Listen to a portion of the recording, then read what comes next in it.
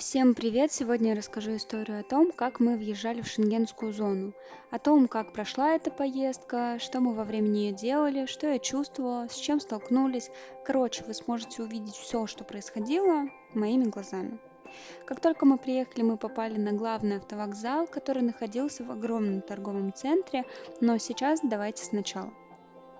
Все началось именно в этой комнате более 6 месяцев назад, когда мы только решили уезжать и начали собирать вещи. Но я так переживала, что просто лежала в куче вещей с тысячу мыслей. Уезжали мы из Молдовы, потому что именно здесь жили последнее время, а также подавали документы на визу. Я была уверена, в свою очередь, что если подавать в России, мне, скорее всего, откажут.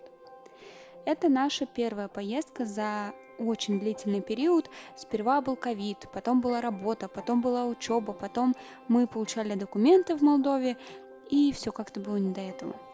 В день поездки мы совсем не выспались, у нас стояли смены, а после того, как закончили работать, нужно было еще дособирать вещи. В итоге на сон у нас осталось всего пару часов.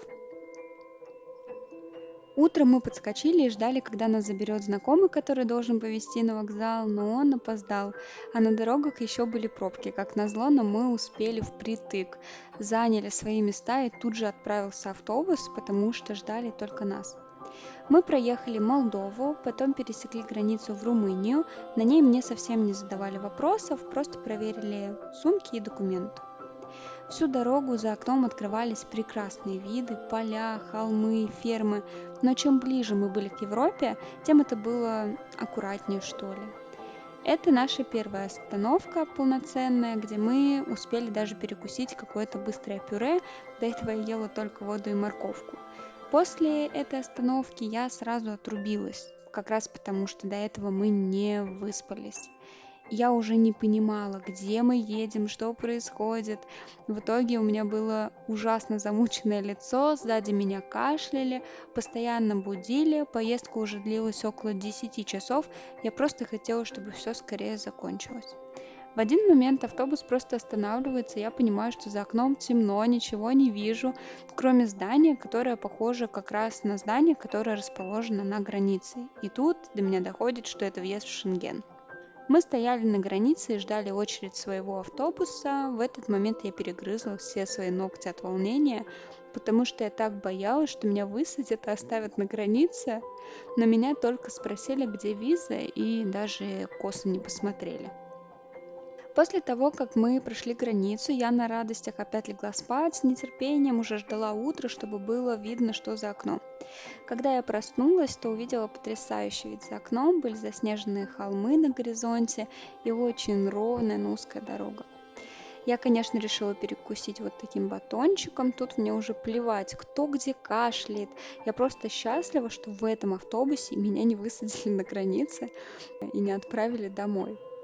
Мы ехали еще пару часов, в итоге прибыли, но не в место назначения, и нас высадили на заправке, хотя транспортная компания обещала довести до главного автовокзала в городе, в который мы направлялись.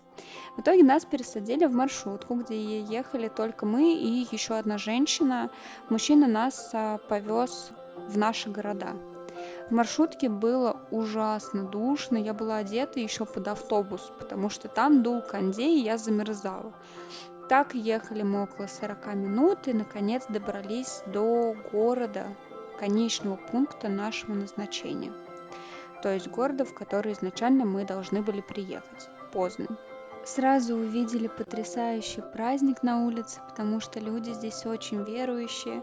Забежали в торговый центр, купили продуктов и пошли заселяться, разбирать свои вещи. Скоро я выпущу отдельное видео, в котором расскажу про кошмары, с которыми мы столкнулись, снимая квартиру.